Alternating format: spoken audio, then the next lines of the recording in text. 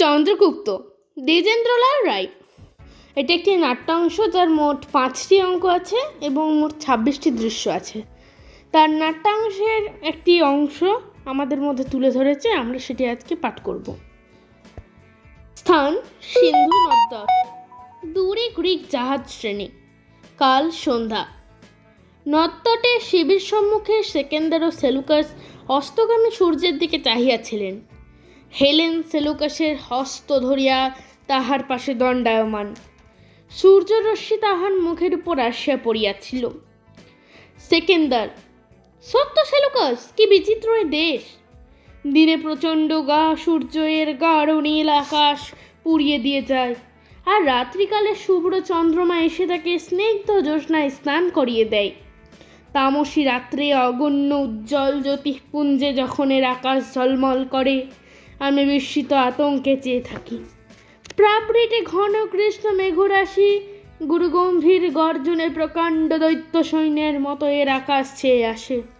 আমি নির্বাক হয়ে দাঁড়িয়ে দেখি, এর অভ্রভেদী তুষার মৌলে নীল হিমাদ্রি স্থিরভাবে দাঁড়িয়ে আছে।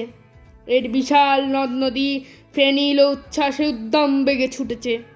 এর মরুভূমি স্বেচ্ছাচারের মতো তপ্ত বালুরাশি নিয়ে খেলা করছে। সত্য সম্রাট! কোথাও দেখি তালিবন গর্বভরে মাথা উঁচু করে দাঁড়িয়ে আছে। বিরাট বট স্নেহ ছায়ায় চারিদিকে ছড়িয়ে পড়েছে। কোথাও মদমত্ত মাতঙ্গ জঙ্গম পর্বত সমমন্থর গমনে চলেছে। কোথাও মহাভুজঙ্গমল হিংসার মতো বক্ররেখায় পড়ে আছে। কোথাও বা মহাশৃঙ্গ কুরঙ্গম মুগ্ধ বিস্ময়ের মতো নির্জন বনমধ্যে শূন্য প্রেক্ষণে চেয়ে আছে। আর সবার উপরে এক সৌম্য গৌর দীর্ঘকান্তি জাতি এই দেশ শাসন করছে। তাদের মুখে শিশুর সারল্য, দেহে বজ্রের শক্তি, চক্ষে সূর্যের দীপ্তি, বক্ষে বেতার সাহস। এ সূর্য পরাজয় করে আনন্দ আছে। পুরুকে বন্দি করে আনি যখন, সে কি বলল জানো? কি সম্রাট? আমি জিজ্ঞাসা করলাম, আমার কাছে কিরূপ আচরণ প্রত্যাশা করো? সে নির্ভীক নিষ্কম্প স্বরে উত্তর দিল, রাজার প্রতি রাজার আচরণ। চমকিত হলাম, ভাবলাম এ একটা জাতি বটে। আমি তৎক্ষণাৎ তাকে তার রাজ্য প্রত্যার্পণ করলাম। সম্রাট মহানুভব।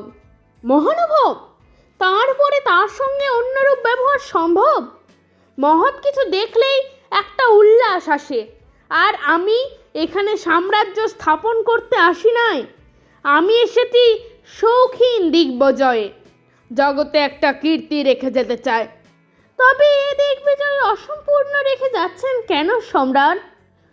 সে দিগ্বিজয় সম্পূর্ণ করতে হলে নূতন গ্রিক সৈন্য চাই। কি আশ্চর্য সেনাপতি! দূর মাসিডন থেকে রাজ্য জনপদ তৃণ সমপদতলে দলিত করে চলে এসেছি। ঝঞ্ঝার মতো এসে মহাশত্রু সৈন্য ধূম রাশির মতো উড়িয়ে দিয়েছি। অর্ধেক এশিয়া মাসিডনের বিজয় বাহিনীর বীরপদ ভরে কম্পিত হয়েছে। নিয়তির মতো দুর্বার, হত্যার মতো করাল, দুর্ভিক্ষের মতো নিষ্ঠুর আমি অর্ধেক এশিয়ার বক্ষের উপর দিয়ে আমার রুধিরাক্ত বিজয় শকট অবাধে চালিয়ে গিয়েছি। কিন্তু বাধা পেলাম এই প্রথম, সেই শতদ্রুক তীরে।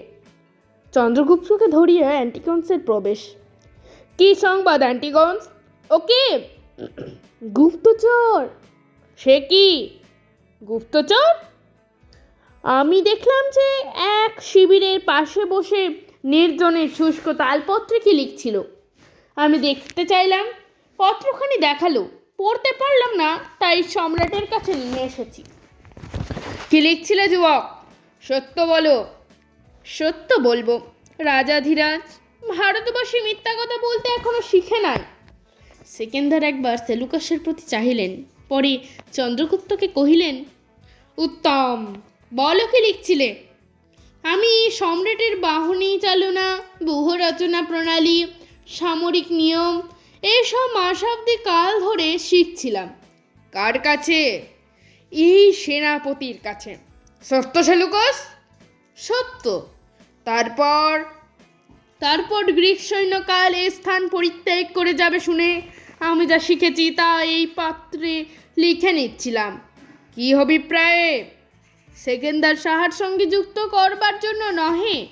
তবে তবে শুনুন সম্রাট, আমি মগধের রাজপুত্র চন্দ্রগুপ্ত। আমার পিতার নাম মহাপদ্ম। আমি বৈমাত্র ভাই নন্দ সিংহাসন অধিকার করে আমায় নির্বাসিত করেছে। আমি তারই প্রতিশোধ নিতে বেরিয়েছি। তারপর তারপর শুনলাম মাসেডন ভূপতির অদ্ভুত বিজয় বার্তা। অর্ধেক এশিয়া পদতলে দলিত করে নদ নদীগিরি দুর্বারে বিক্রমে অতিক্রম করে শুনলাম তিনি ভারতবর্ষে এসে আর্যকুলরবি পুরুকে পরাজিত করেছেন।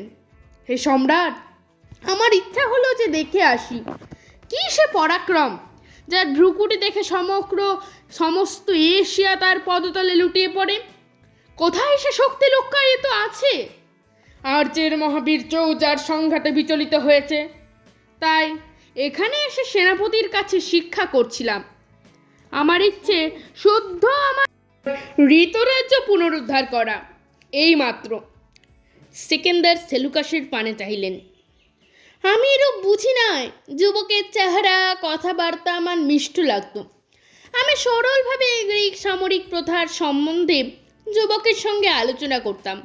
বুঝি নাই যে বিশ্বাসঘাতক। কে বিশ্বাসঘাতক?